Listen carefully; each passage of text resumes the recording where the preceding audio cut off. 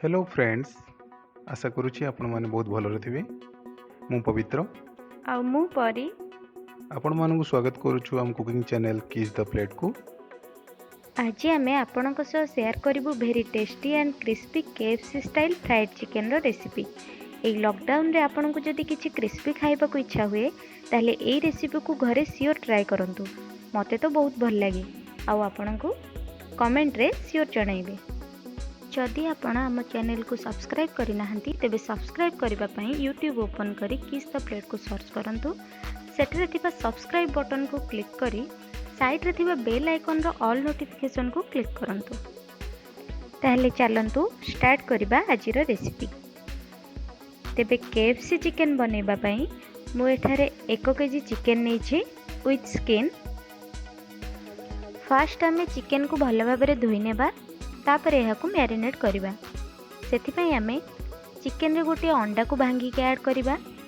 Next ଏଥିରେ 1 ଚାମଚ ହଳଦୀ ପାଉଡ଼ର, 1 ଚାମଚ ରେଡ୍ ଚିଲି ପାଉଡ଼ର, 1.5 ଚାମଚ ଲୁଣ, 3 ଚାମଚ ଅଦା ରସୁଣ ପେଷ୍ଟ, 1 ଚାମଚ ଭିନେଗାର, 1 ଚାମଚ ଗୋଲମରିଚ ଗୁଣ୍ଡ ଆଉ 1 ଚାମଚ ଚିକେନ୍ ମସଲା ପକାଇ ଭଲ ଭାବରେ ଗୋଳେଇ ଦେବା। ଆପଣଙ୍କୁ ଯଦି ଅଧିକ ସ୍ପାଇସି ପସନ୍ଦ ତେବେ ଆପଣ ଆପଣଙ୍କ ଚିକେନର କ୍ୱାଣ୍ଟିଟି ଅନୁଯାୟୀ ମସଲାର କ୍ୱାଣ୍ଟିଟିକୁ କମ୍ ଅଧିକ କରିପାରିବେ। ଭଲ ଭାବରେ ଗୋଳେଇ ସାରିବା ପରେ ମ୍ୟାରିନେଟେଡ୍ ଚିକେନକୁ 5 ରୁ 6 ଘଣ୍ଟା ପର୍ଯ୍ୟନ୍ତ ଫ୍ରିଜରେ ରଖିଦେବା। ଆପଣ ଚାହିଁଲେ ଓଭରନାଇଟ୍ ବି ୟାକୁ ଫ୍ରିଜରେ ରଖିପାରିବେ।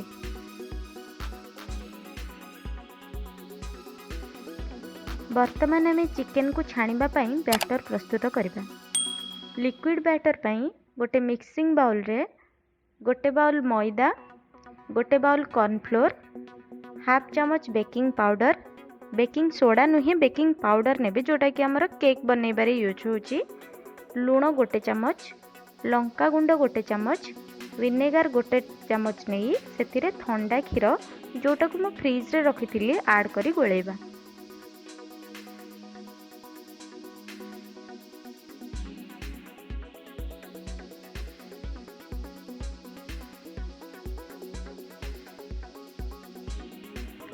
देखंतु बैटर आमर रेडी हो गला। नेक्स्ट कोटिंग पाई गोटे पात्र रे आमे 500 ग्राम मैदा आउ 1 चामच बेकिंग पाउडर नहीं भल भाबरे मिक्स करि नेबा। नेक्स्ट आमे चिकन को कोट करिबा। फर्स्ट मैरिनेटेड चिकन को लिक्विड बैटर रे भल भाबरे गोळेई नेबा। तापरे मैदा बेकिंग पाउडर मिक्सचर रे डीप होइतिबा चिकन को एही भली भाबरे कोटिंग करि नेबा। अगेन सेम प्रोसीजर रे कोटेड चिकन को डबल कोटिंग करिबा।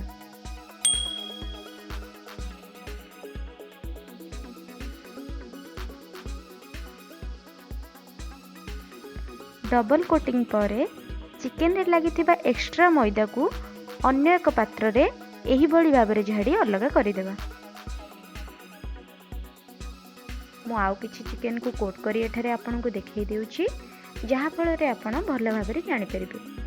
यही आम सबू चिकेन को कोट करनेबा।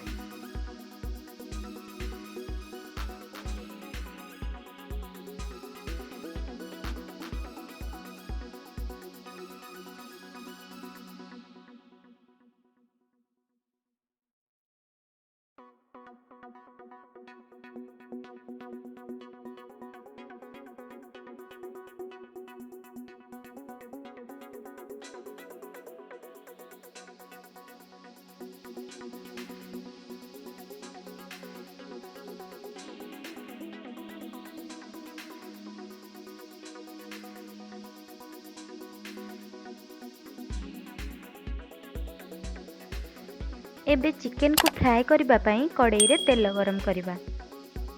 तेल आमर गरम हो गलानी। एबे कोटेड चिकेन को तेल रे पकाई भल भाबरे डीप फ्राए करबा।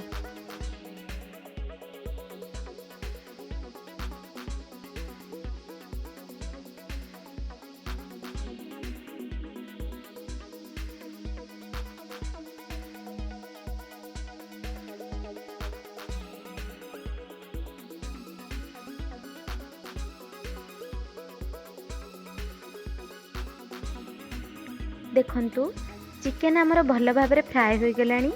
एबे आमे चिकेन को काढ़ी नेबा। आमर KFC फ्राइड चिकेन पूरा रेडी हो गलानी। देखंतु आउटर कोट पूरा क्रिस्पी अच्छी आउ चिकेन मध्य भितर भल भाबरे सिझी जाइछि। देखंतु केते टेस्टी देखा जाउछि।